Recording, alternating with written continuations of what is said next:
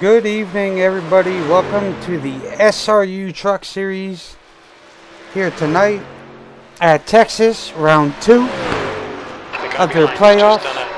Well, we don't want that. For our playoffs here tonight.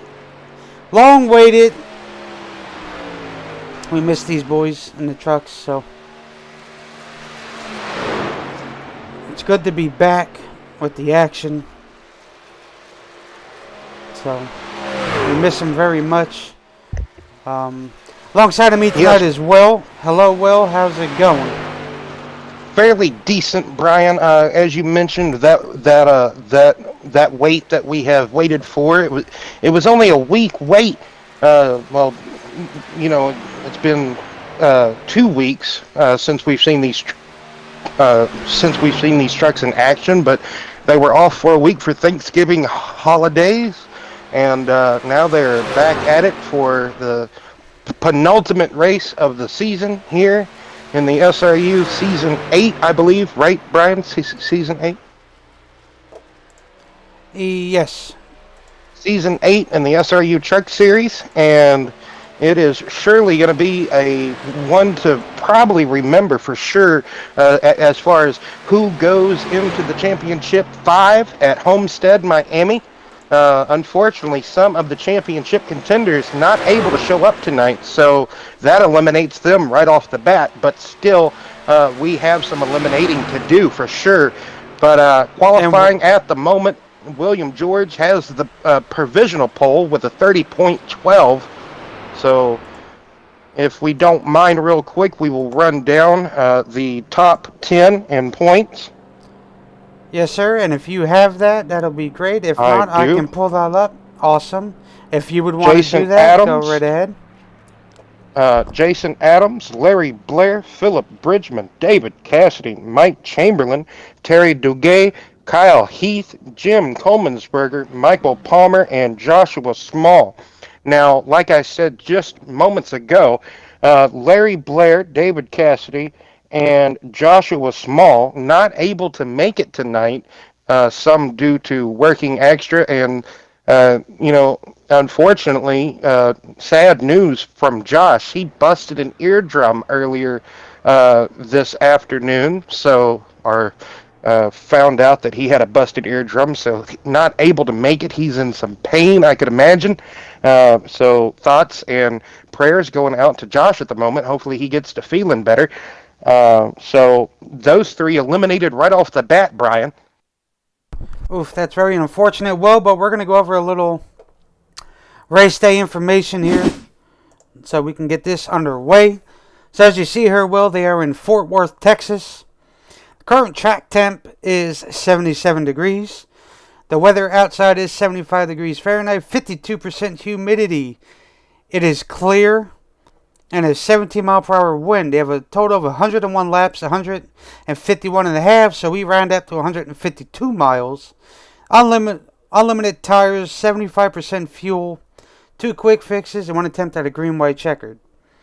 Well, we have a lot of action tonight here, I would assume, and yes, we only indeed. see here only 7 drivers have qualified. I'll let you do the start and rundown here of the grid. So if you want to take that away, go ahead and do that.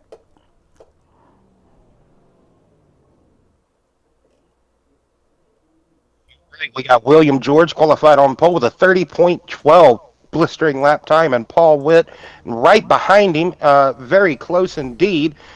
He was just four. Anyway, just right behind William George in that 429 machine. Jason Adams, P3. Philip Bridgman in 4th position starting out. He found some speed on that second lap. We see Jeff Gilmore 5th. Aaron Bradford 6th. Terry Duguay and Kyle Heath, that is 7th and 8th. Michael Yarrow and Jim Colemansberger, 9th and 10th positions.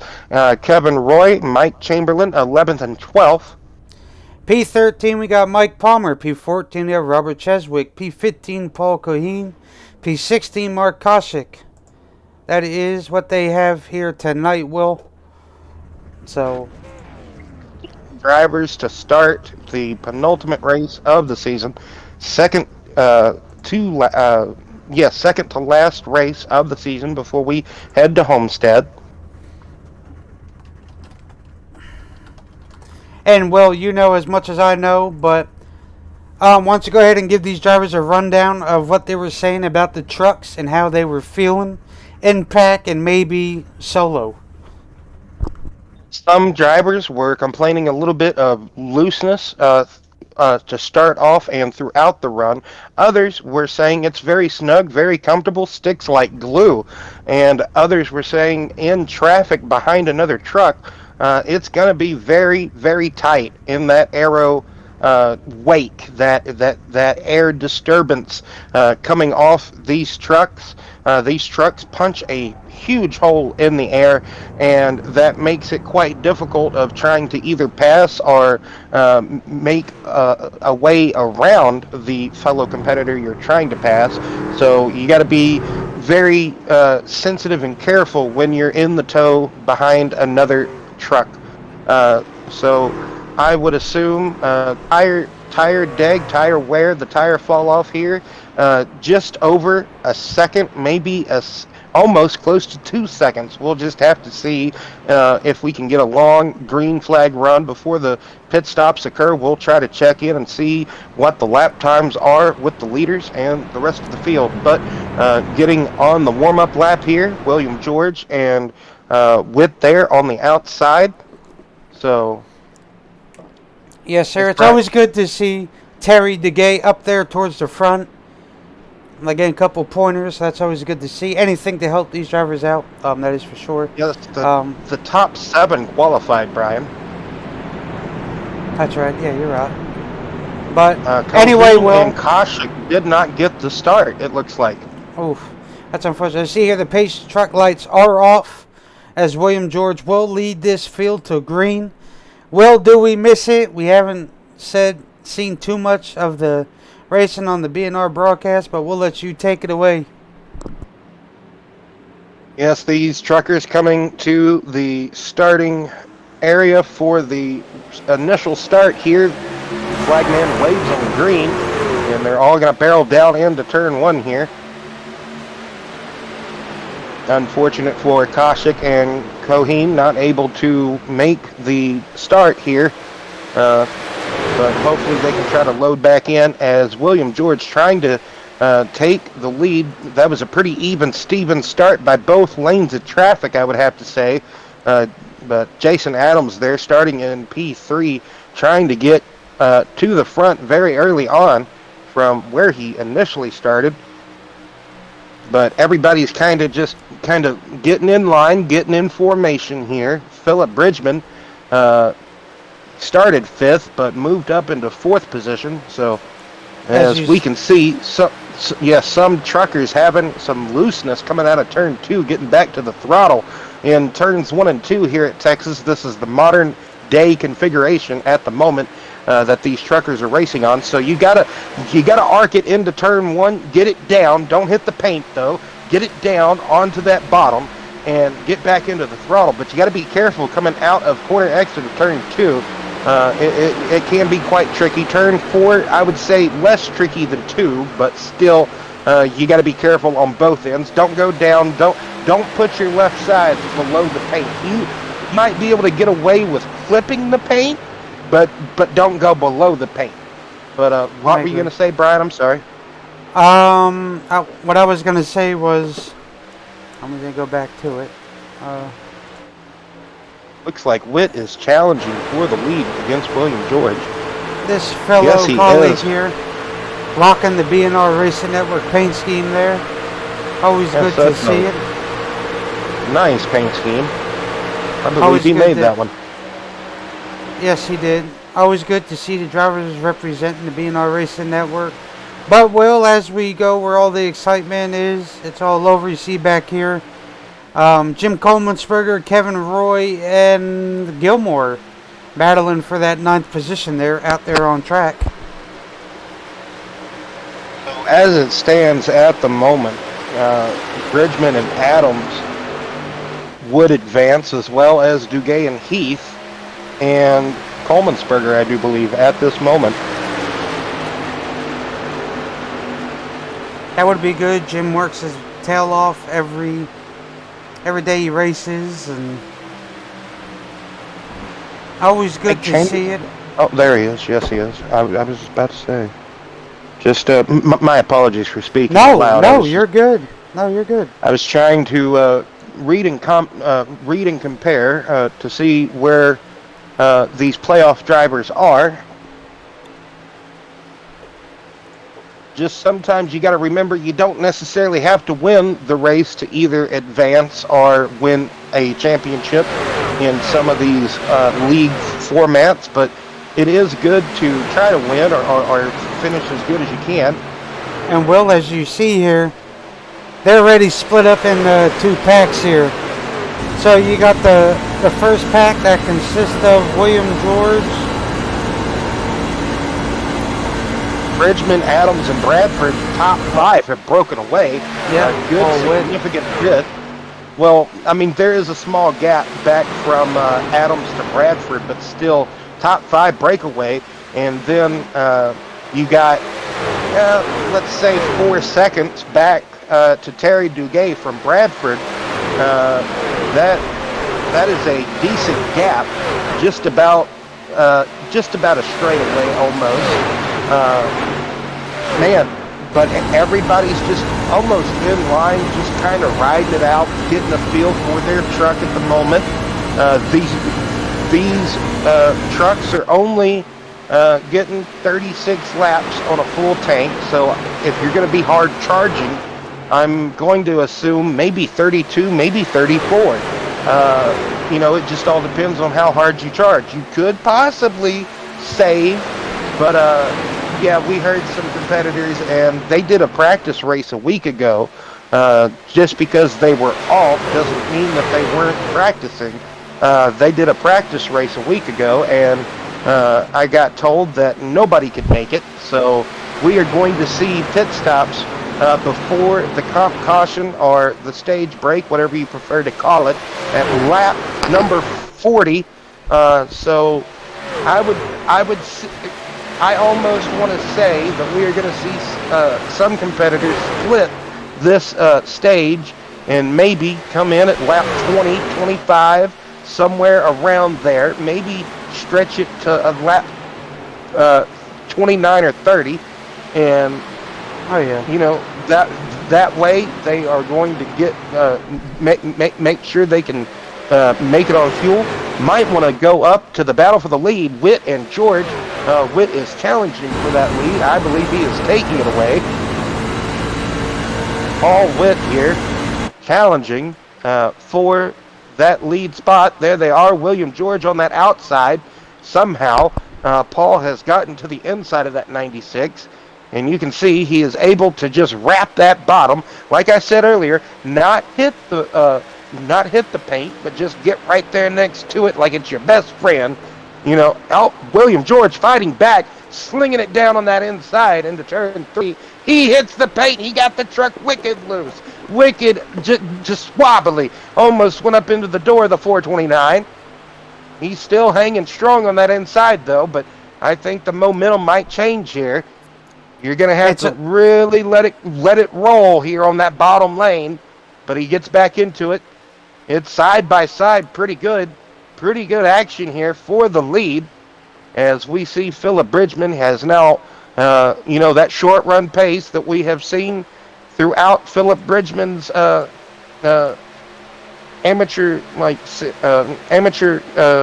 sim racing career here.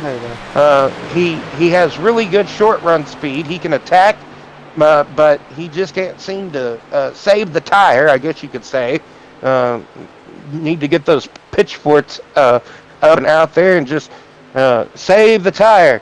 But anyway, that battle still going strong for the last couple of laps for the lead. William George and Paul Witt here. Paul Witt, a newcomer to the SRU Truck Series. I don't even think this might be his first start here with the SRU guys. He is really giving William George a good run for his money. Yes, And as you saw earlier, Will, with Terry Duguay, when he was arcing that bottom lane, you saw him get a little tight down there in 1 and 2 where it made him wash up a little bit. That all comes with the proper diamonding of the entry. If you mess up Yes. the diamond of the entry, you will get tight. And as you see here now, Terry's got to change the lane that he runs because Yarrow took that lane away from him, and now Kyle Heath is going to do the same thing. And that comes with getting adjusted to running different lines. He also left that door open. Oh, something happened to Paul. I think Paul might have hit the apron. He is still in a fight with William George. William George has got back to the lead just by a bumper. That fight for the lead, it is just burning. It's like a burning love. They just can't, they don't know who wants to have the lead at the moment. William George for sure doesn't want to give it up. He keeps fighting back. And crossover city is occurring here this evening at Texas. They just keep crossing each other up as the 429 of Paul Witt battles on the inside, trying to get the lead back away from William George. He had it for, I would say, a couple of moments. Jason Adams is just licking his lips here. He doesn't know whether to attack or whether just to stay riding behind these two. I would be full attack if I still have tire. And if I'm just going to pit in a couple of laps to make sure I have the fuel to get me to that stage portion of this event. But man, like I said, crossover. I'm going to cross you over. Like that's all they're doing, Brian. Yeah, but as you know, when you race side by side for periods of long time, that gets that third, fourth, and yonder all the way back. Time to catch up to the leaders. William George got really stiff in the center of 1 and 2, had to walk the dog up the track, and that gave Paul Witt here, going to cross him up yet again, Brian.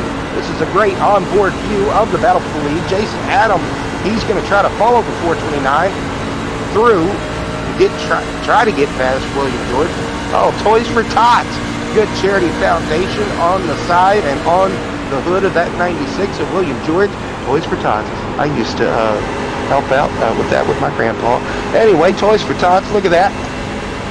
Little Charlie Brown Peanuts car there, truck, Ford F-150, William George. And I don't think he's given it up yet. Still, he is fighting back like a hungry dog, still wanting that lead back. He said, man, I got the pole. I'm going to try to win from pole here tonight. I wouldn't be surprised if he did.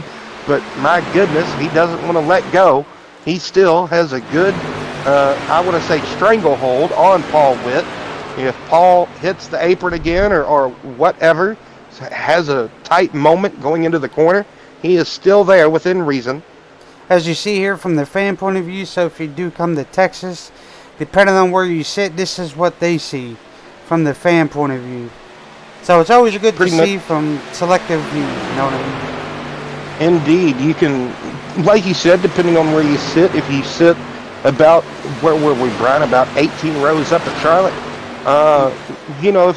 if you set a good, decent seating up, you have a pretty good view of the whole 1.5 mile track.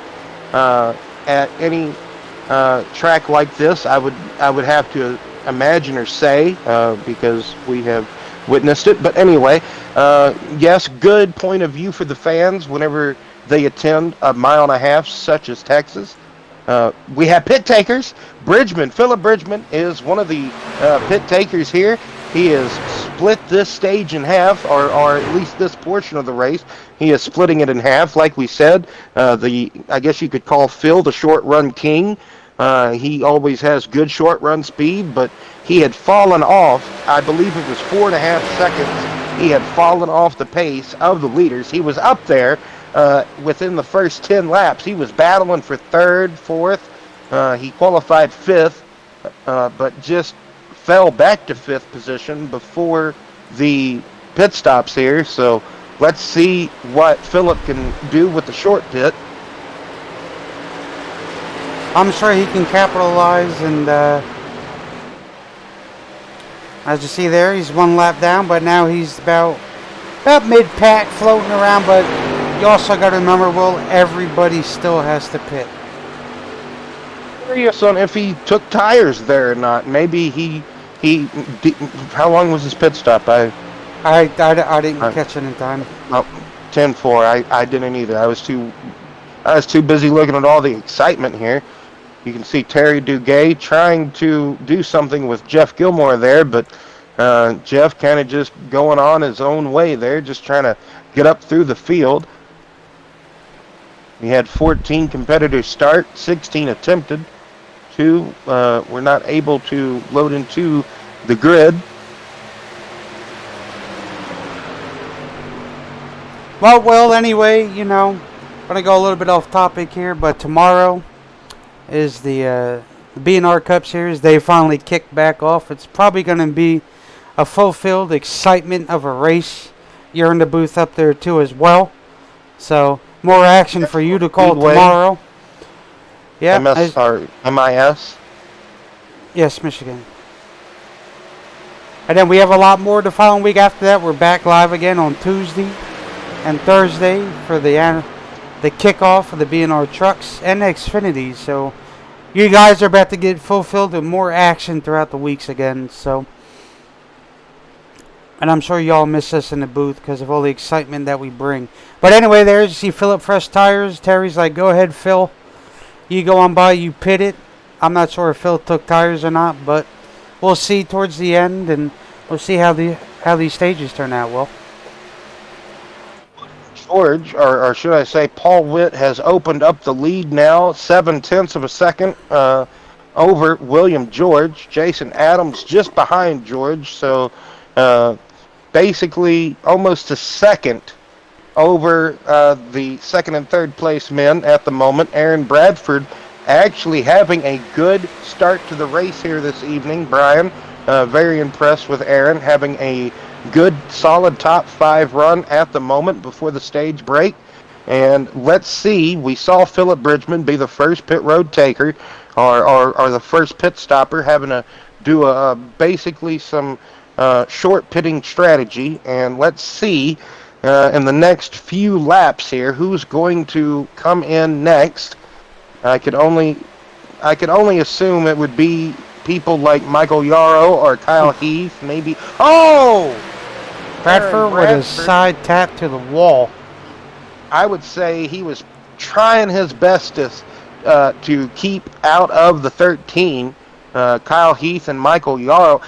Coming out of turn 4 is always a tricky place to pass somebody. It doesn't matter if it's on console or on iRacing. I have seen, even in real life, it is turn 3 and 4 a tricky place to pass. And just because of how twitchy the steering can get coming out of turn 4 into this awkward dog leg, I don't know why the fascination here. Jim Coleman-Spurger is the second pit taker here. So at lap 31, Jim comes down and makes his pit stop here. So let's see where Jim can cycle out to. And looks Witt's like coming in. Paul Witt. Yep, Paul Witt. So the leader gives up the lead back to William George. How long will George stay out after Paul Kevin pitted? Roy's pitting. So pit road's going to start getting a little 15.1 second stop for Jim. So that might have come with some tires and some fuel there. Oh, most certainly. I would have to assume, indeed. So let's see what George is coming in. Will be. There is George, indeed. 14.6, so he took some tires and fuel. I guess getting into your box and stopping and everything is just all how it... Oh, Kevin possibly taking rights, Brian. Yes. That's some trickery right there. Right there. sides and some fuel.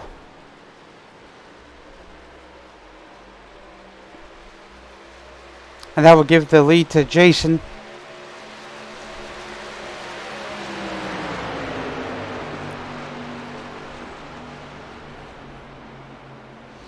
And now it's... So as this... Yeah, go ahead. Go ahead. Oh, okay. I was just going to say, as this green flag cycle of pit stops are cycling out, uh, I don't imagine that Adams, Yarrow, and Heath are going to be able to make it to the stage break, nor Gilmore or Palmer. Even though I would be surprised if Palmer can, because they've just been back there in cruise mode. Palmer and Chamberlain, I do believe, just been cruising. But Yarrow and Heath, they did not qualify, and they've just been riding around, saving their tires until this point right here, and they've been charging up through the field as the pit stops were starting to occur. So, it all depends on how well you could save your stuff at times, and I do believe that Yarrow and Heath are some of the best at it. Jason Adams now being, I almost want to say, just stalked by the 99 and 13 machine. As we have, Jeff Gilmore really just coasting. Jeff is, I bet you, Gilmore and Chamberlain, those two most definitely, I think Jason's out of gas. Yeah, and Kyle's coming in. So Kyle Heath beat Jason in. Jason ran out of gas, I bet you anything. Because he was slow in 3 and 4, like right in the middle of turn 3 before they got to the apex of 3 and 4. There goes Palmer. He's making his pit.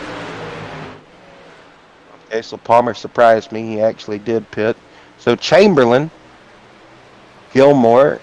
Okay, man, if Gilmore and Chamberlain make it. Oh, no, Chamberlain's in the pits. Never mind. So Gilmore, where's Gilmore? Second. Well, I know that, but where's he? He's going into turn 3 right now. Right behind Kevin Roy. There he is. So, it doesn't look like he's coming in, Brian. Lap 39. I don't know if there's He's a clutching rule it. with lap 38. What? I don't think they have that rule. With 2 to go, pits are closed. Yeah, I don't think they do either.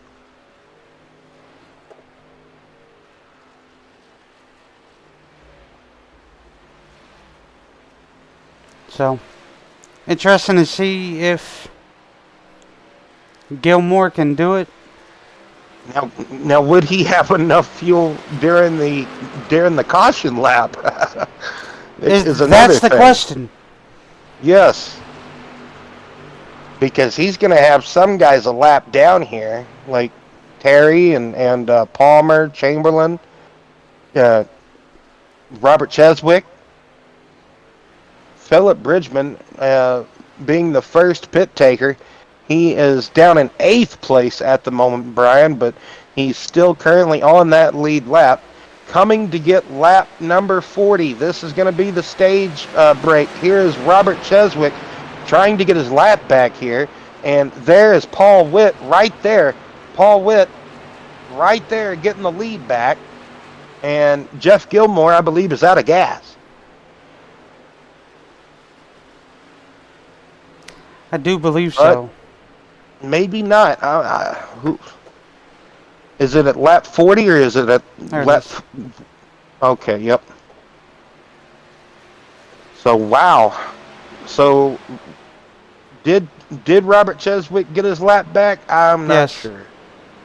Oh, I don't know. If Witt passed him, then that kept Cheswick a lap down.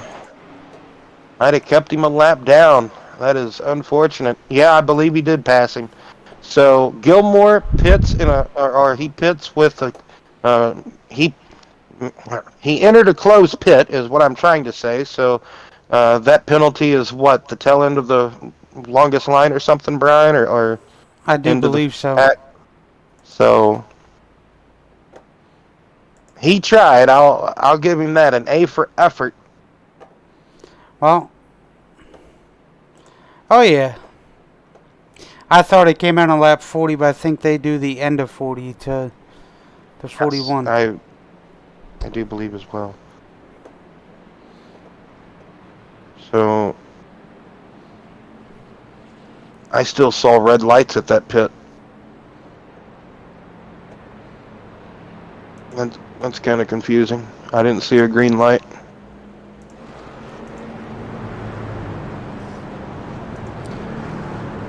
So Cheswick should get the lucky dog, and we might have some waiver rounds depending. Yep, so we'll go ahead and talk to Paul if we can. Let's see.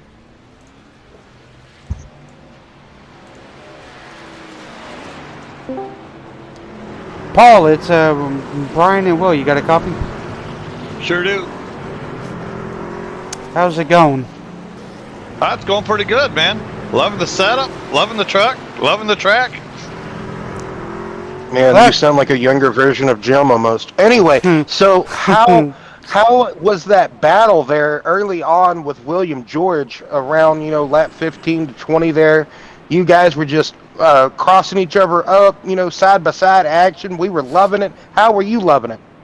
Oh, I was loving it. I was just hoping not to make a mistake. This is the first race with these guys, and I just don't want to make a mistake and take anybody out. But man, it was a blast racing George up there.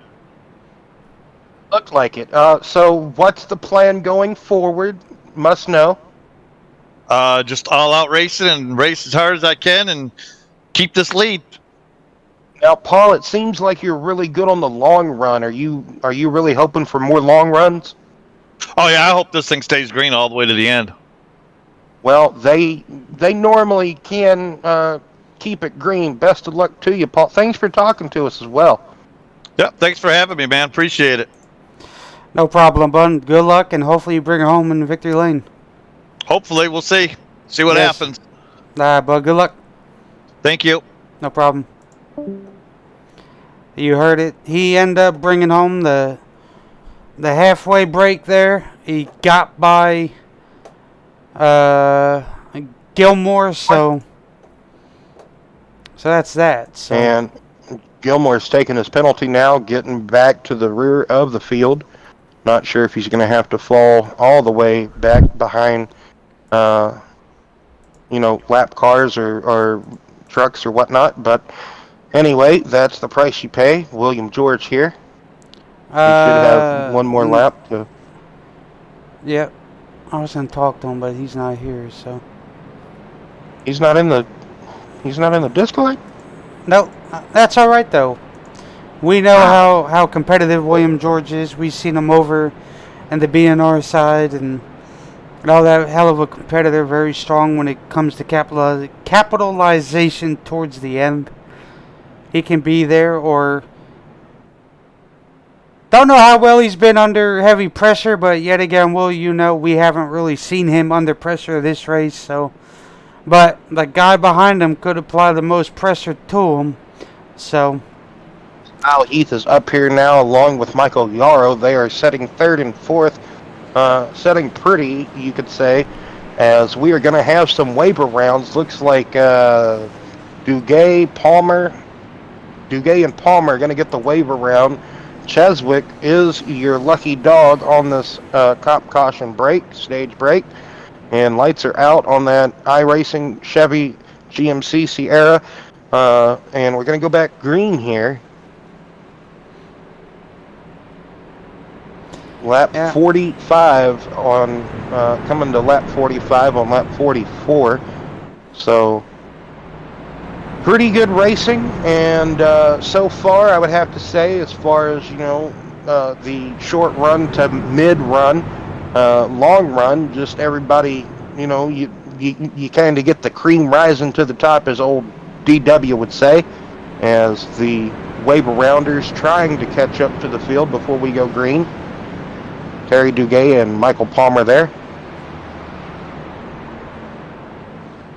I really think either Yarrow or Kyle Heath, if they can get clear of William George, man, that'll be a strong fight for Paul Witt to kind of have to see, or maybe just this top four are just going to duke it out the rest of the night. We'll just have to wait and see. Set on the edge of your seat as we are coming to this restart. Paul Witt with a very good launch on this restart, taking control of this race As William George trying to get into that second spot, and he does, and right in front of Kyle Heath, trying to stay in reason and tow of that 429 machine of Paul Witt. Yep, as see there hugging that bottom, getting a great run off in turns 1 and 2. Well, sometimes that bottom lane can be iffy, depending on how hard you keep her on the How gas. hard you can, yes. To where that back end of the truck will slip and slide a bit, so it's all about throttle control, which will help you correct the car and not get it to wash up, hit the wall, or maybe wreck second place and so on. But anyway, go ahead. We got 2 trucks in the field that are sponsored by or that are promoting broadcasters or streamers. We got Max Speed TV on the side and hood of the 429 machine. Good to see Murdoch out here being represented. Oh yeah, they do their Sunday. His brand hit, yes. Good to see their brand and everything being represented. Max Speed TV.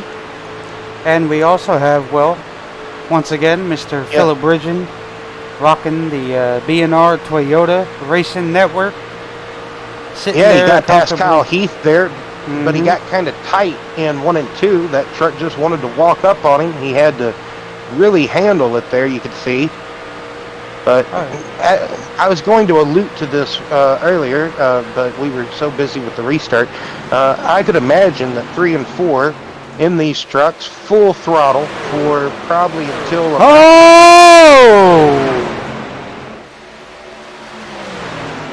Man, did Bradford get loose. What a save by that 46 machine of Aaron Bradford. 1 second. That was one heck of a save. But as I was alluding to, I could imagine that it is full throttle in these trucks in 3 and 4, probably till about the end of the fuel run, perhaps, and then you just got to baby it or just throttle control, as Brian alluded to.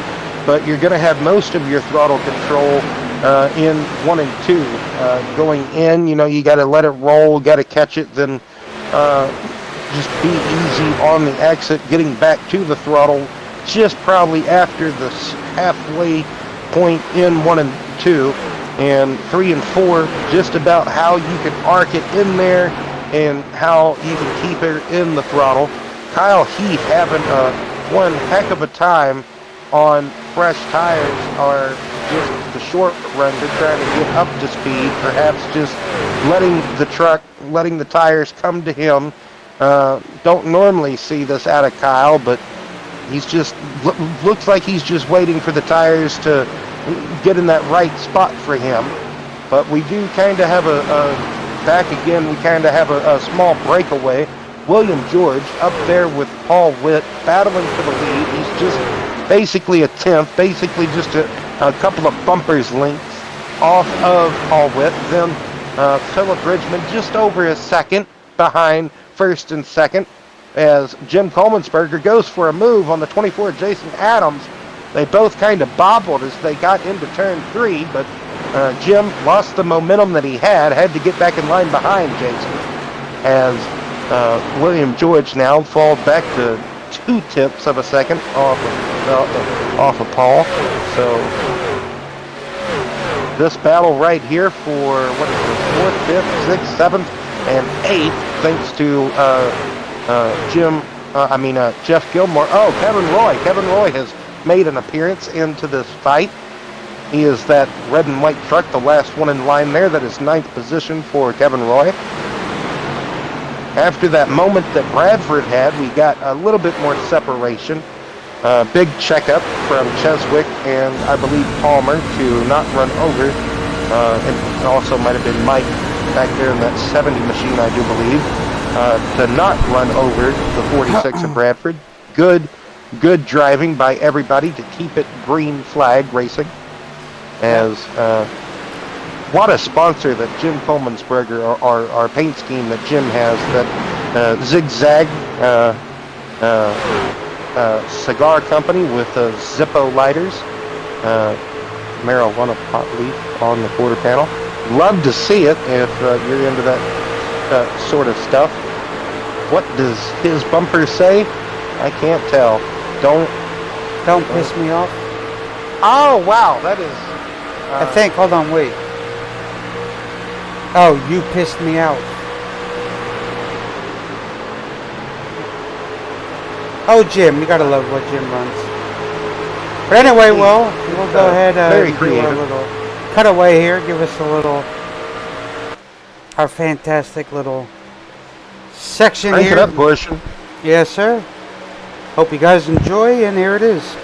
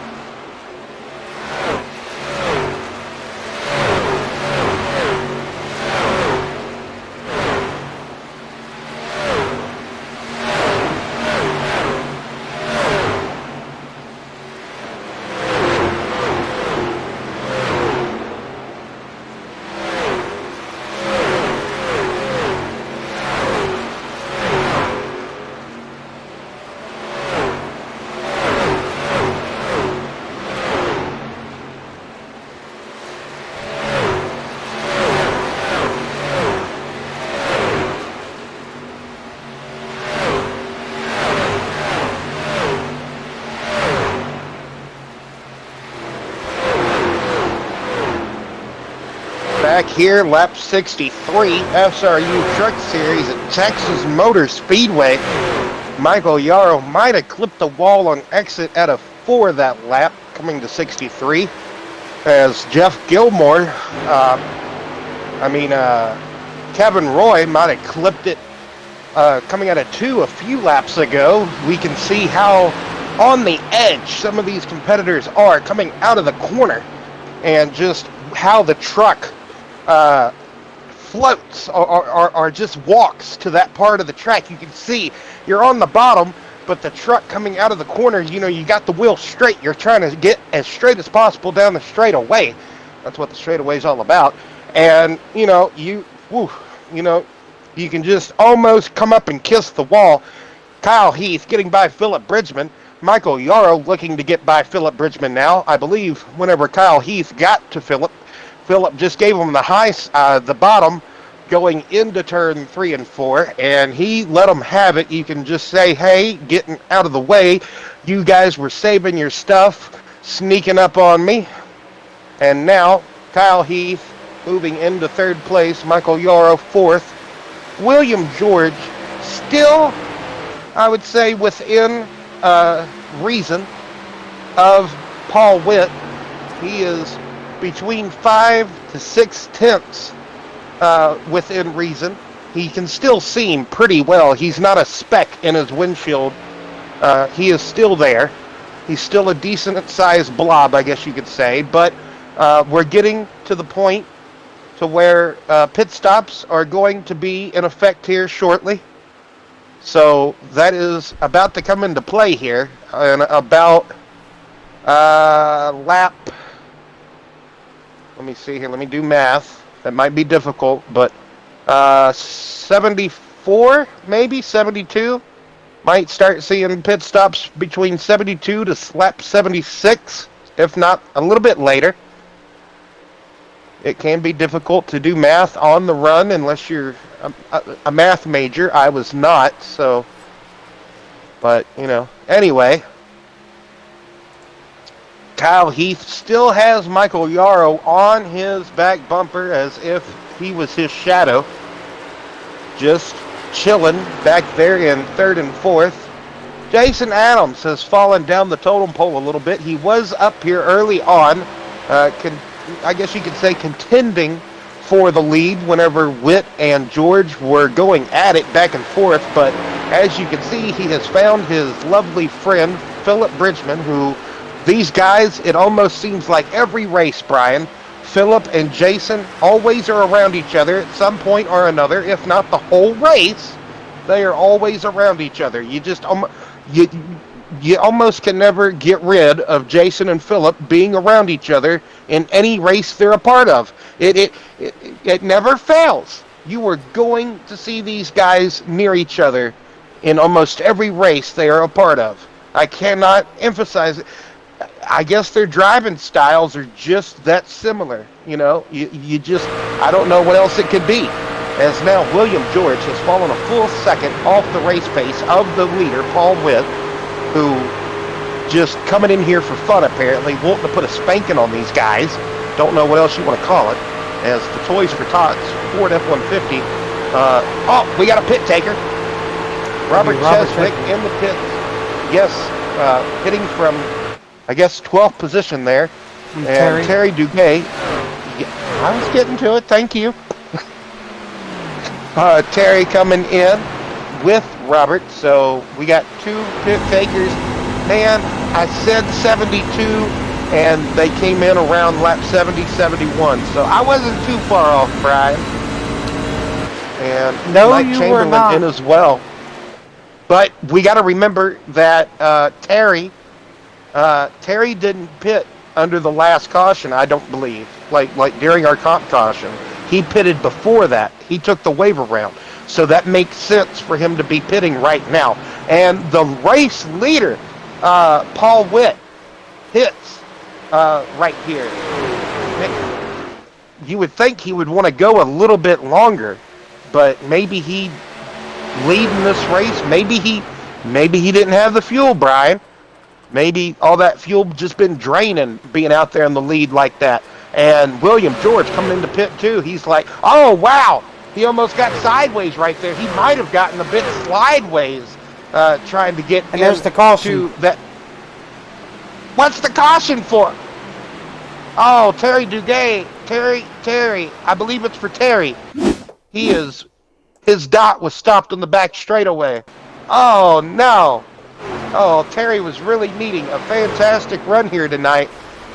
And oh man, that pit road apron access road down there, that exit road that oh man, couldn't get back on the brakes in time. I think he released the brakes thinking that he was good.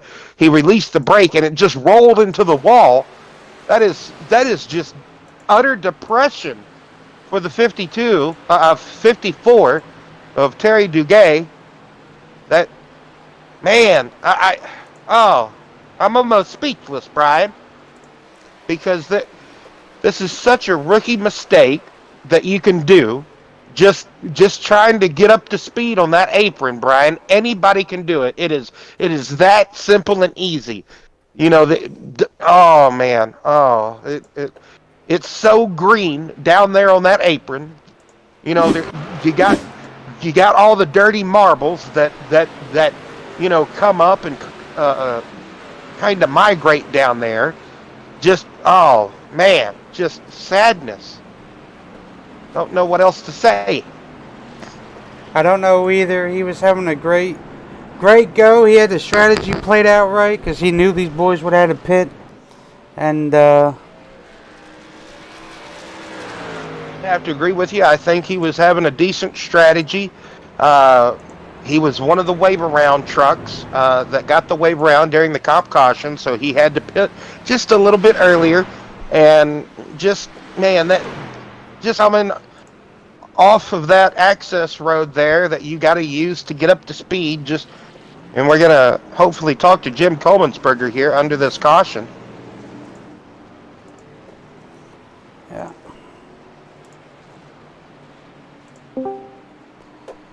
Jim, it's Brian and Will. You got a copy? I'm choking on water, but I got you. Oh man, I hate those moments. I have done that. I have almost blacked out in the lead in a league race before, trying to take a sip coming out of turn 3 at Pocono, and oh my goodness, my world almost went black. But anyway, speaking of black, really love your paint scheme tonight there, Jim. It's very creative. Love all the nice little leaves on it. Thank you, sir. You're welcome, sir. But overall, how's that truck handling for you? You're having a good, decent run inside the top. Oh, wow. You're inside the top 5 now. So how's it hanging? It's not too bad. Turn 1 and 2, I just screwed a pooch on it every time. But so I'm hoping I figure it out a little bit better. But other than that, everything seems okay. It gets tight as the race goes on. But it's tough to pass though. Like I got a couple good runs on Jason, and I ended up getting into the back of him. But because he came up, but it's not his fault. He's just trying to get up in line.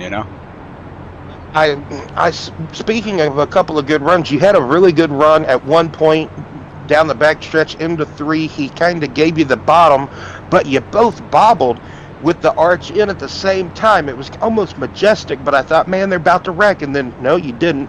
But I lost track on how high up he was, so I just kind of lifted out more than I wanted to. Right. Because I didn't want to cause a wreck. It does look so difficult to pass here. Could you exaggerate on that a little bit more, or not exaggerate, but fill us in a little bit more about how difficult it is to pass here at Texas? Unless someone's really giving you the line, it's really tough because you might have to come up, and I have a feeling it's going to happen. If we're battling for a spot, say to go to the playoffs, it might happen at the end where you're just not going to care, so to speak, and just use, the old 8 tires are better than 4. Less than 25 laps to go here. You're just going to try to charge and get the best spot as possible, try to make it. I'm going to try to survive. That's, because lately, there goes Yarrow. He's just bailing out. I don't know what happened to him. But, I'm just going to try to survive. I'm not going to go over, because then you burn up your tires and lucky you go green and then you got nothing to go with. Yep, indeed. Well, best of luck to you, Jim. Thanks for talking to us as always, and go get them, man. Best of luck to you. Yes, sir. Thanks, man. You guys have a great night. Yep. Well, this caution coming out in the middle of a green flag cycle almost, really, I would say, almost turned the race up on its head. Is Paul Witt a lap down? No. No. He got a wave around, I believe. So he's going to have to work his way through some traffic first time this evening where he is going to be mired in the back on a restart. Excuse me. Oh, my. So, we're going to have 24 laps to go here at the Texas 152 for the SRU Truck Series, penultimate race of the season 8 here. So this race determines the championship 5 that goes into next week at Homestead, Miami for 200 miles there. Oh, yeah. Pace car pulls off. Kyle Heath will lead the field back to green here tonight at Texas. As we get ready to watch Barney the Flagman, if he is going to wave it. Okay, it's switched camera views, but we are back green here. Kyle Heath does bring the field to green with 24 to go. These guys should be good on fuel to the end. We'll just see how things shake out. Good. Tires, though, if another caution comes out, it's going to be a gamble on if they want fresh rubber. Jim Coleman'sberger making his way. As he said, he's just trying to survive. But, man, getting all sorts of spread out here. Philip Bridgman, oh, no, I think he might have got a penalty on that restart, Brian. He might have jumped the start, perhaps. Oh, no, this might cost him. Is he going to have to come in? Yes, he's serving a penalty, I do believe. Oh, no. And Robert Chiswick is coming in as well. So, man, possibly 2 penalties, perhaps, on that restart. Mind is puzzled and blown at the same time as Jim Coleman'sberger in second place, trying to, as he said, survive. This is going to hurt Philip Bridgman tremendously. Yes, that is not what Philip wanted. As you see there, Coleman'sberger getting a great runoff, but Gilmore is there trying to rough Jim up. You see William George back there behind Gilmore, doing everything they can. Jim's trying to hold on to that second place. It's going to come down to arcing the entry as William George now sticks with Coleman'sberger, and they're about to be 3 wide going into turns 3 and 4. Wide into turn 3, something's got to give. Oh man, Jim Coleman'sberger tried to give, but just meets more and more sheet metal just about. As we called it, Paul Witt trying to come up through the field, slowly, methodically, but also fast, trying to get back to the point. He's him and William George been the 2 main leaders of this race until Kyle Heath now is the race leader, though, but being very suppressed at the moment by Jeff Gilmore, who might have got arrow loose by the 96. William George trying every which way to get back by that 75. Oh, man, that was close coming out of the exit of the dogleg. He gives a push to Jeff Gilmore into turn 1. Jeff got underneath the 13 of Kyle Heath. Kyle Heath up high out of the groove of turns 1 and 2. Jeff Gilmore and William George on the bottom, making a good run for the lead. And Kyle Heath going to have to try to power back on the outside. But Jeff Gilmore slides up the track. William George, door open, window of opportunity, trying to get the lead back. Inside of Jeff Gilmore. Here comes Jason Adams taking away third place from Kyle Heath. That seems like the position that Jason Adams has averaged this night. It seems like been in third place most of the evening. Philip Bridgman, 2 laps down. Oh, man. But, Jeff Gilmore, William George side drafting each other. Jeff got back in line immediately, cleared himself. Oh, man. Defensive driving and also offensive driving going on by that 75. Trying to keep the 24 behind him, but still attack 96 of William George at the same time.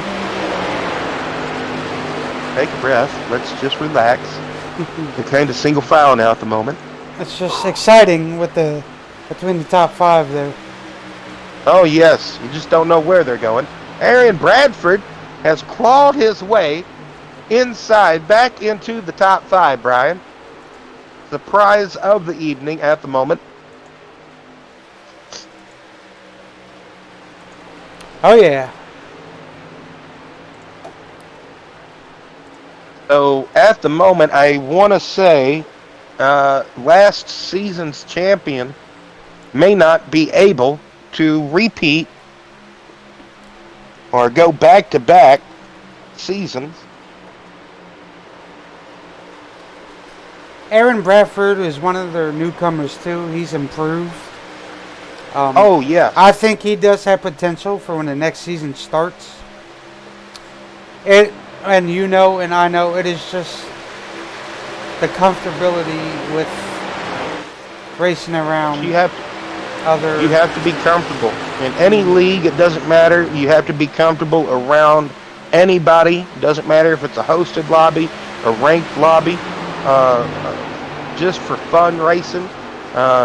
You don't want to just go out here and race too hard to where you're going to lean on somebody and spin them out.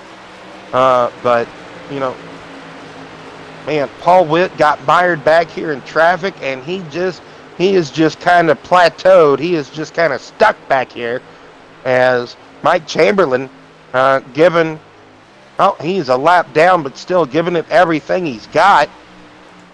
He is the first competitor 1 lap down and the only competitor 1 lap down, as William George is up here in the lead. He's got a half a second to Jeff Gilmore, and then Kyle Heath is right on Jeff Gilmore. Bam, right there. Look at this shot. Looking back to the rest of the top 6. Kyle Heath, Jason Adam, Aaron Bradford.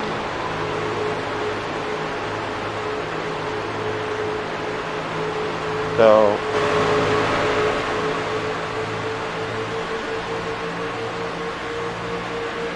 as we became one for a moment with Aaron Bradford's tailgate, Jim Coleman'sberger looking to the inside of Bradford as Adams gets past Gilmore.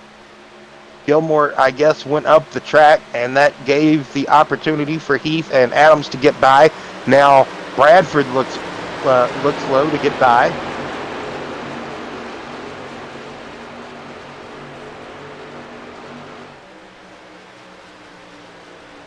You see as Jim looking to make the pass on Bradford for that 5th position. I do believe he's comfortably locked in if it was the finish right here. As it stands at the moment, if I can get this correct, Bridgman and Duguay are the 2 that would get eliminated with the other 3 that wasn't able to show up this evening.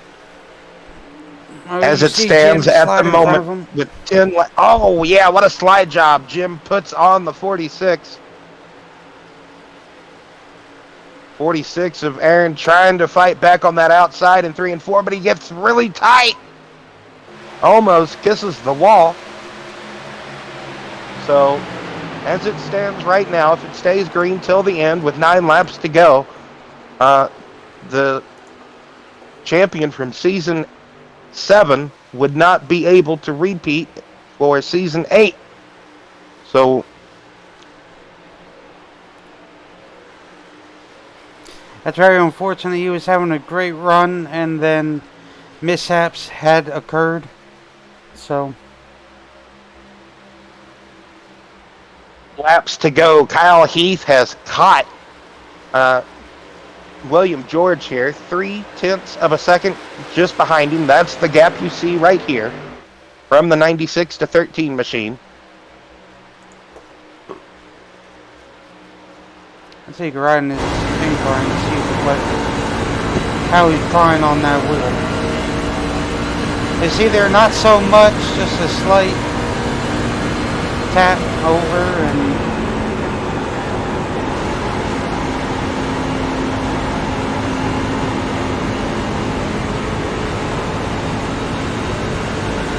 Yeah, it looks like at the moment, Brian, looks like Kyle Heath really better in 1 and 2.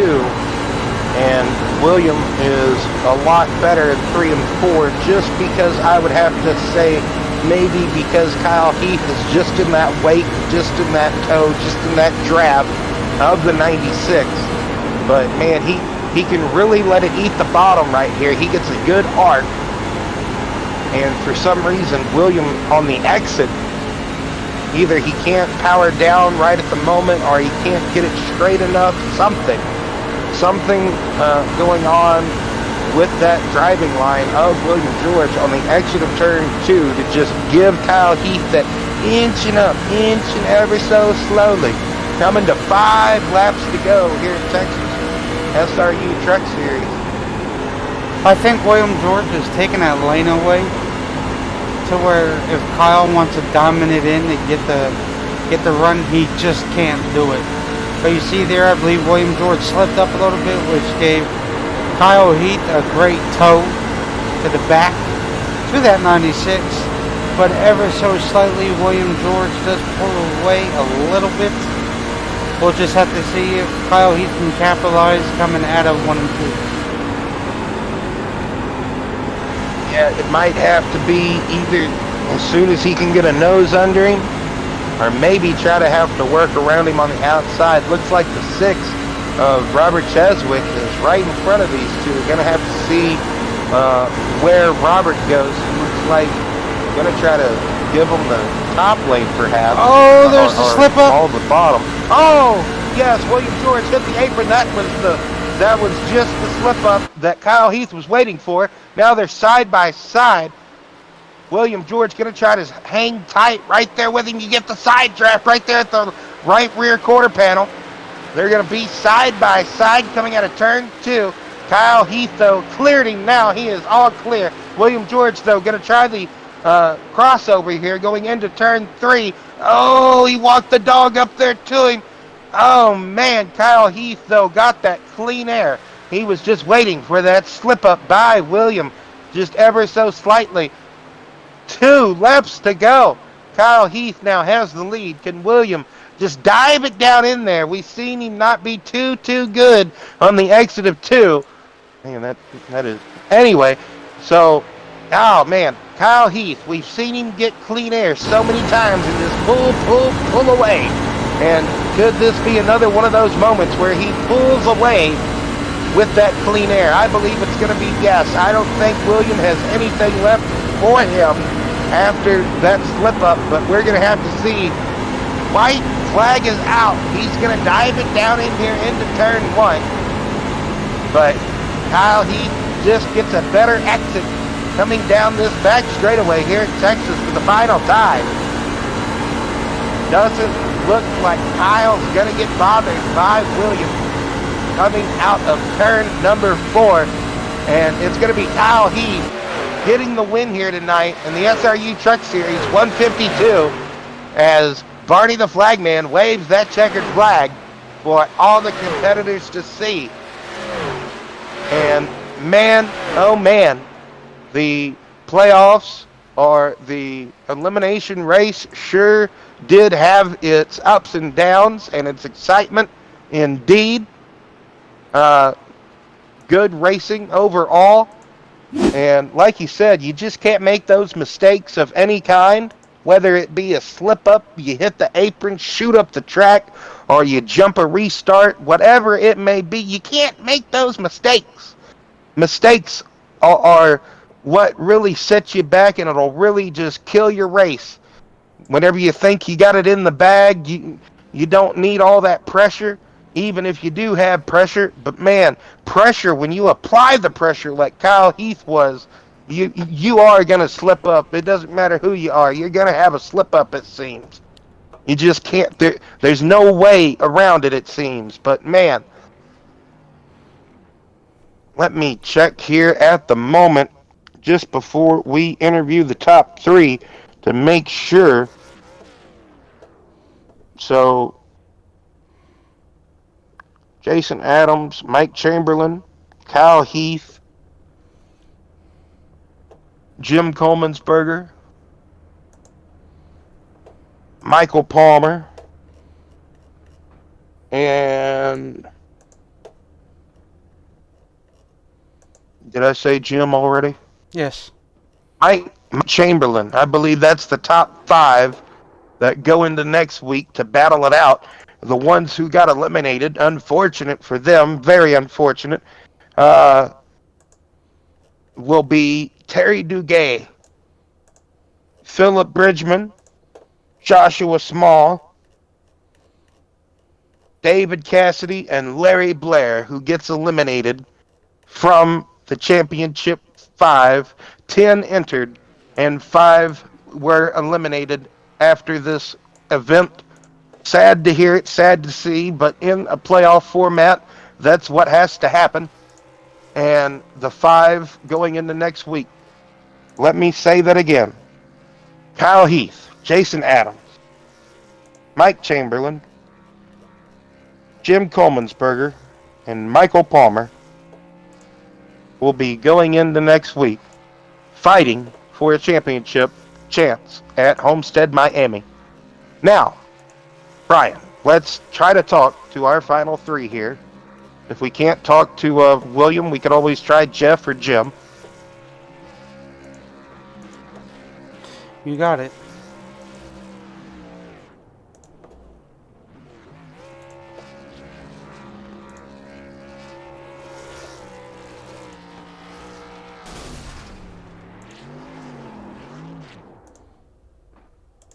Oh, look, we do have all 3 of them.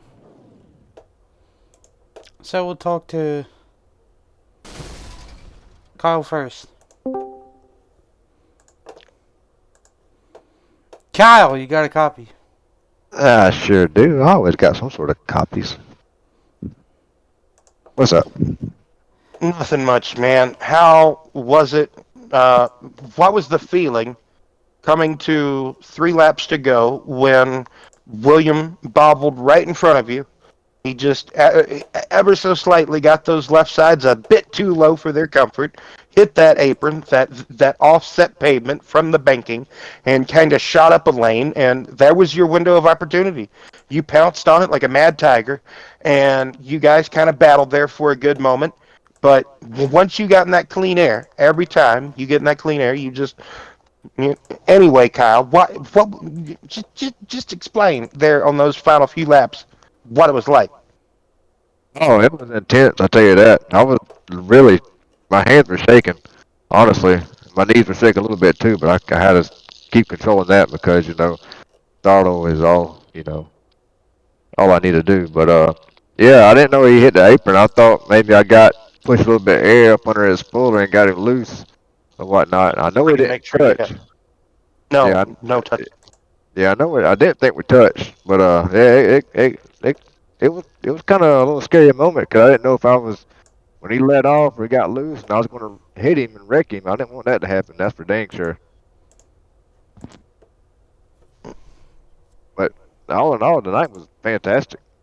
I mean, I was saving my stuff at the beginning of the race just to see, and I was following Yarrow at the beginning of the race, just following him. Because he's very strong and very fast at tracks like these and saving tires. So I was trying to learn from him. I noticed you both were kind of in tandem, just slowly, methodically working your way up through the field.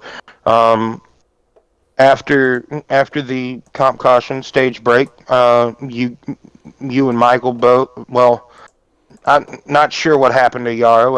I think he pulled it down and had a mechanical failure. Something happened to Michael. Not quite sure, but after the stage break, and at one point, basically the caution came out around 28 laps to go, I believe. You guys were kind of in the middle of a cycle of pit stops, and it almost turned the race upside down on its head, just about. Whenever you got the green flag there, kind of what was the strategy or the mindset once you got the green flag with about 24 laps to go there, Kyle? Just try to stay on pace, basically, and save a little bit of tires that you get at the end. Tires meant a lot near the end, and I think that's, what was the outcome, because I was able to catch George ever so slightly and get ease up a little bit closer to him. I mean, he was very consistent, and I guess I was a little bit more consistent on saving a little bit of tire, which was really tough being behind another vehicle too. Right. And explain how difficult.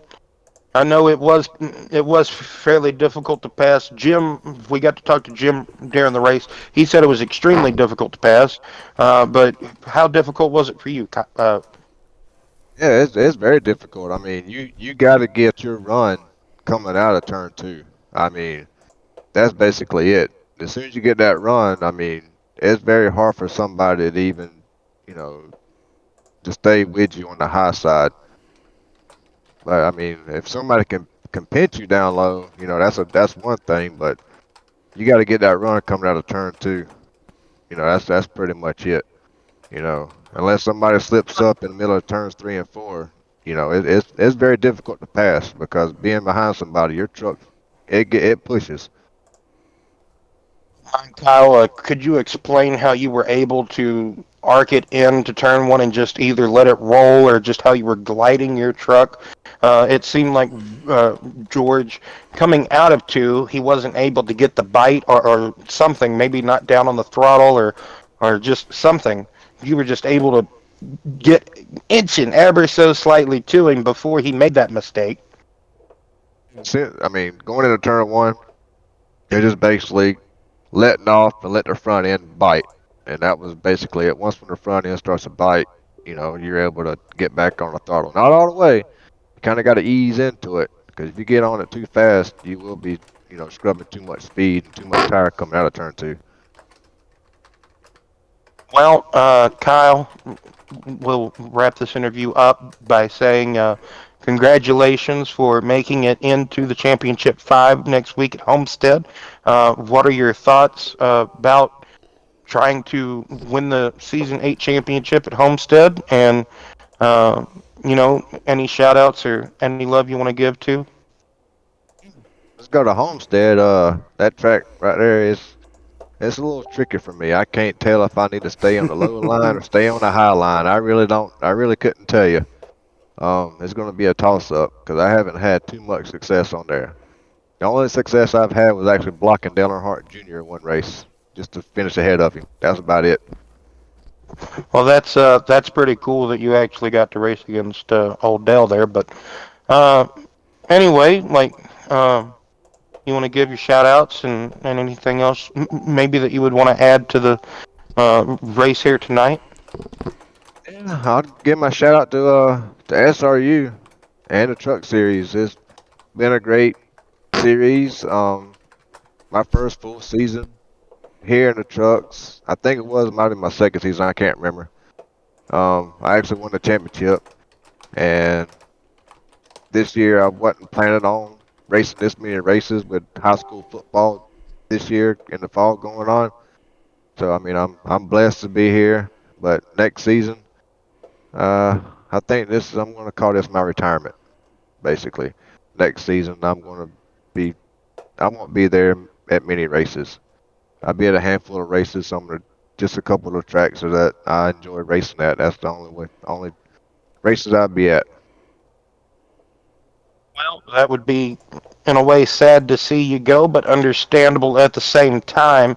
Um, Thanks for talking to us after your win here this evening. Congratulations on the win, and also going into Homestead next week. So, yeah, Kyle, just congratulations, man. Thank you. Yes, sir. Bud, what's your interview?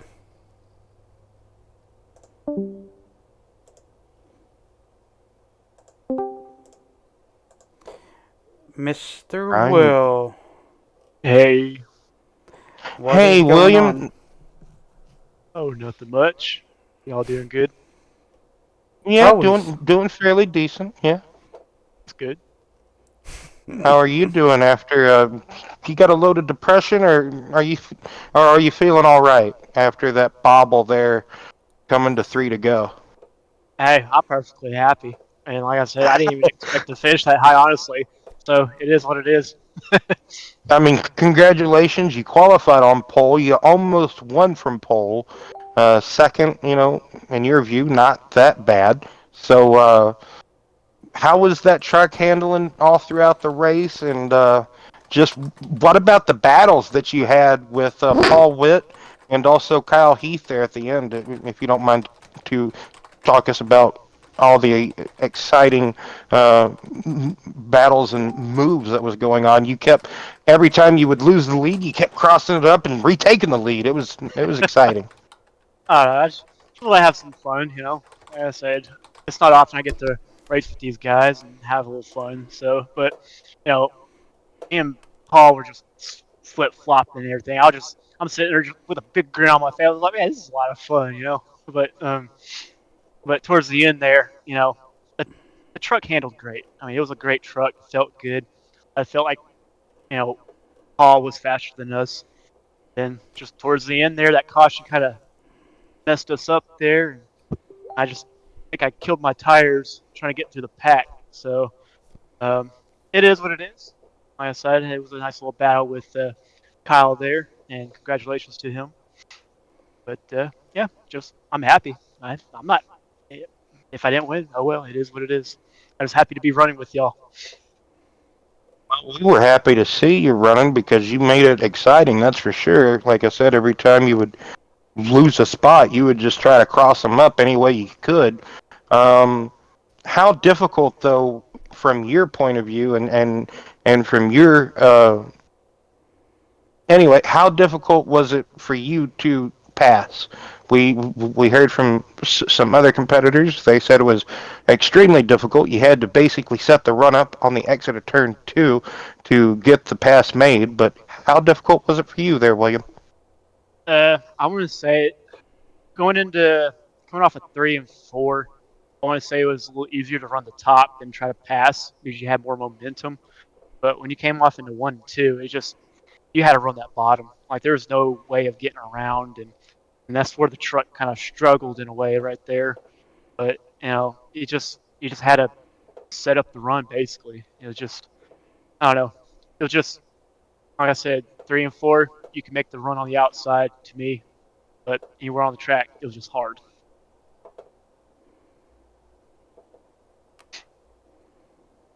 Tell us about, if you don't mind, tell us about the pole lap, if you don't mind there, William.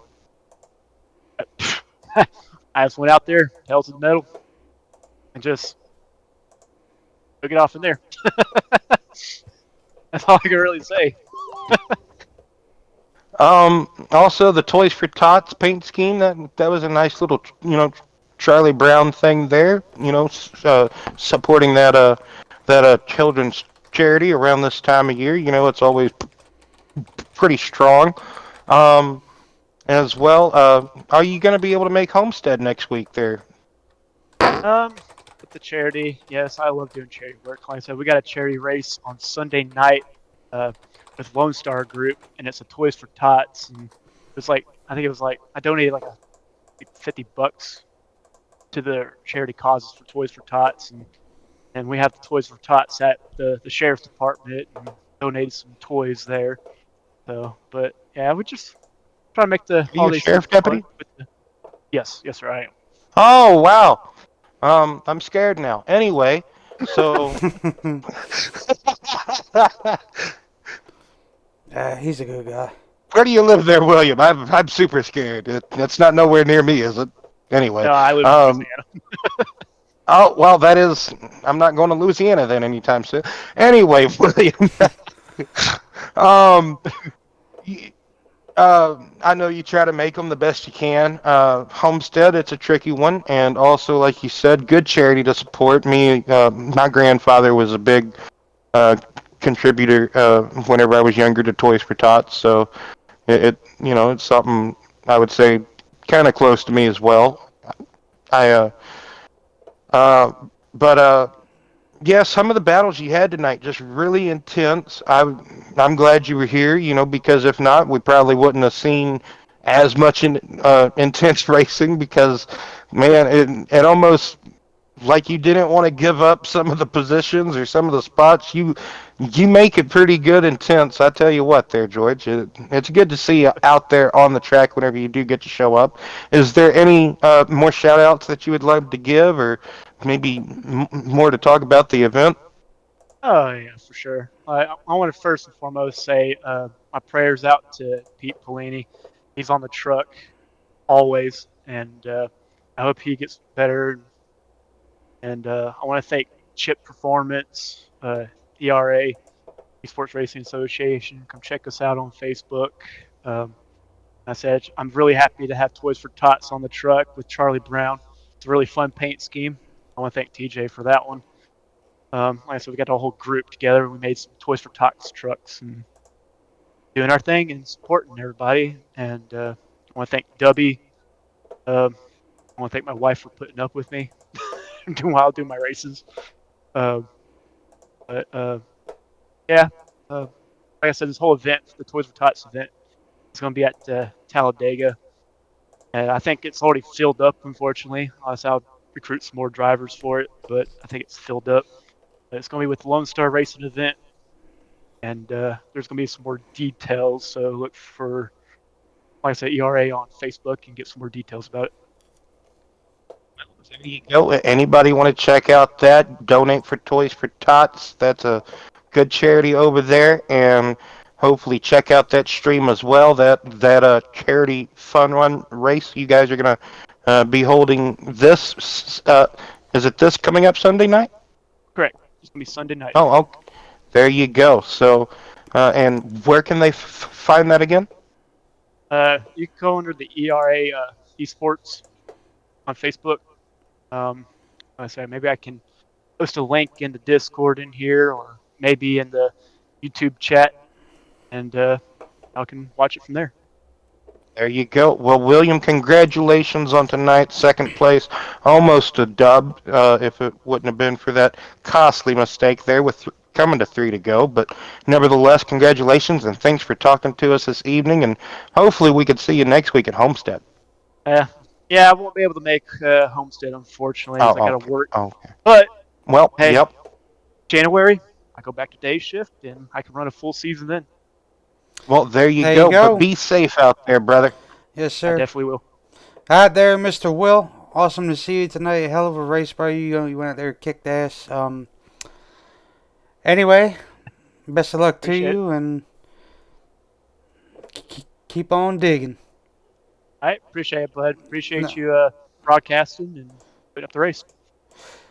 Absolutely, bud. All right, bud. Have a good one. All right, you too. Take it easy. And last but not least. Yes, Jason Adams. Once we get him in here. And I guess the guy driving the 24. Mr. Jason, how are you? How you doing? Hey, Jason. So, third place. It seemed like that was your average position all night. Never could get up to the point. I think you actually did at one point lead maybe a couple of laps during a cycle of pit stops anyway, Jason. How difficult was it for you? We've asked this to just about everybody this evening. How difficult for you was it to pass this evening in this? Yes, Jason. Well, honestly, it was pretty tough to pass there at the beginning in that first stage break. I caught up to the first two guys, and once I caught up to them, I could not get around them whatsoever, and I burnt my stuff up, and it just happened to the best of us. But overall, it was a good race. I was top 5 all night long. Would have loved to end up winning this thing, but I'll take a third and be happy. Finishing third's like a win to me tonight. Well, from my calculations, I've already pronounced the 5 going on, the 5 that got eliminated, I do believe. If I'm not correct, maybe you could repeat that for us here in a minute. But from my knowledge already, the last season's champion, Philip Bridgman, isn't going to be able to repeat to this season. So already we know that he is out. So what did you think about kind of who got eliminated and also about all of the racing that you got to see this evening because of just how you were riding behind everybody for the most part, Jason? Well, honestly, I just want to say that was some good racing with the front 2 runners there, that first 40 laps. I mean, it was a side-by-side battle, and I even said over the radio, great job, guys. I mean, it was in and out, basically from my standpoint, I was like, they're going to end up wrecking each other, but they stayed clean. They did an awesome job. Yeah, I have no complaints there, but I just wish I could be able to get up there and do a little something with it, but just didn't happen. Also, oh, anyway, so there was, like you mentioned, really good racing. We also saw some people trying some strategy. What was your goal as far as were you trying to? Did you? Okay, I think it was lap 36. It was when Kyle and Michael and you pitted. Uh, did you run out of fuel going into turn 3? No, sir. I had Oh, about okay, no, okay, 1.6 laps left when I come in, and when I come in, I just took just a splash of fuel and kept going. I think okay. Kyle did also, and I think Jarl also did too. Yeah, I I didn't would. take no tires at all, and my tires are actually shot. They're really awful. I really hate to tell you how bad they were, but my right front was at 63%, but once I come back out, finish them last 4 or 5 laps we had before lap 40 for the stage break, I think I dropped down to like 57 because I was trying to Oh give it man. all I could get. So overall, great race from everybody tonight. This is one heck of a league. Got great guys out here. I like running with each and every one of them each and every Friday night. Everybody seems to work along with each other. Uh, on the point standings, as we were talking momentarily, I really hate to see Bridgman and Terry to not be able to be in the top 5 going into Homestead. Really hate Larry did not make it tonight. Cassidy, Small, I hope he gets feeling better. Yeah, it's going to be interesting next week. Homestead is one of them tracks to where you really don't know what line to run. Is the bottom going to be the line or is it going to be the top? It's going to be really hard to decide on that. But going into the last race of the season for season 9, your top 5 drivers are going to be to dish it out. It's going to be Michael Palmer, uh, Jim Kolzenberger, Kyle Heath, Mike Chamberlain, and myself, Jason Adams. So it's going to be an interesting race, and it could be anybody's race next week. So tune in to BNR and watch it. Must have Alzheimer's, like an early onset of like dementia, because I kept saying that we were in season 8. So my apologies. We're in season 9. Oh man, I've lost track of how many seasons we've already covered for you. I, I think we started towards the end of like we got in on the tail end of season 7, right? Then we did 8, and now we're on. Oh my goodness. Anyway, but yeah, Jason, just exciting race tonight. It was full of action. I was on the edge of my seat just trying to figure out who out of the starters who was going to be the 2 that we saw get eliminated with the other 3 that wasn't able to make it, like we said. And man, it came down to that final 24 laps, and I guess something happened to Phil on the restart. I guess he jumped it or something, or he had to come down pit road for something, and he lost 2 laps there. Caution never came out for him to try to make a rebound in some way. Like you said, that's heartbreaking for him. And Terry, he had some slip up or a kind of a problem getting back up to speed on the pit road exit there, and he never could recover from that. And he was running pretty good all night. He was staying, I do believe, on the lead lap. He was doing pretty fairly decent, and it always just, you hate to see good runs just disappear out of thin air. It's always sad. But Jason, is there any shout outs or anything else you'd like to add about tonight's event, or maybe going into Homestead? Like you said, you don't know which lane to use because it's a very progressive banking track, and the racing there can just be kind of a mismatch, like you said.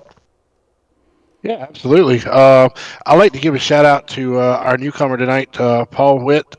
He just joined the league, and I really kind of feel bad for him because he led majority of this race tonight. And then we got that caution there at the end, which kind of threw him off sequence. And I don't know exactly where he finished at tonight, but I kind of feel kind of uh, bad that it happened to him tonight, especially being a newcomer and stuff. But it happens to the best of us. I mean, that's just an example. You know how you can be up front and be in dead last in a matter of minutes.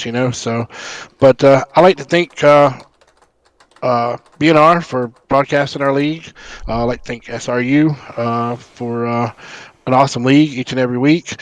By the way, next week with being our last running of the truck season 9 to congratulate the champion after next week. We are going to be taking a couple of weeks off for Christmas. We'll be back at it first of the year, and we are recruiting. If anyone's interested out there, we do have a Facebook page. It's called Sim Racing Unleashed. Feel free to look over it. If you're interested in wanting to become part of our truck league, just send us a message and we'll get you out there on the track. Right on, There Jason. you go. Oh, go ahead, Brian. You got it. Right on, Jason. Hell of a job tonight between you and everybody. Like Will said, kept us on the edge of our toes. But I just want to say congratulations on P3. You drive your ass off week in, week out to get where you need to be. So just keep up the good work, and you could be up here quite a lot more next season here in the SRU trucks. That's for sure. Oh, yeah, Brian, I appreciate it. Will, thank you guys for broadcasting, and we'll catch you next week in Homestead. Y'all have a good night. You too.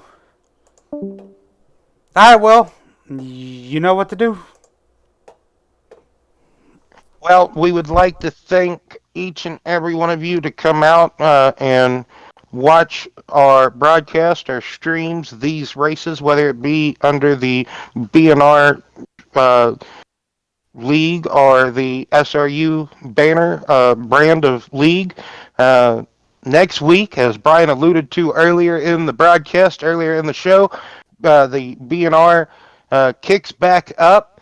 The BNR Racing League Truck Series and Xfinity kick back up next Tuesday and Thursday, respectfully. But tomorrow, is the BNR Cup Series over on Repeat 1975 on YouTube and Twitch, I do believe. So, well, on all streaming platforms, I do believe as well, or wherever you can find him. So check that out. It's going to be a fun race, I do believe, at Michigan for the Cup Series. But to end this broadcast, Brian Huntley and myself, William Roberts, we would wish each and every one of you a good and safe night, and hopefully see you Tuesday.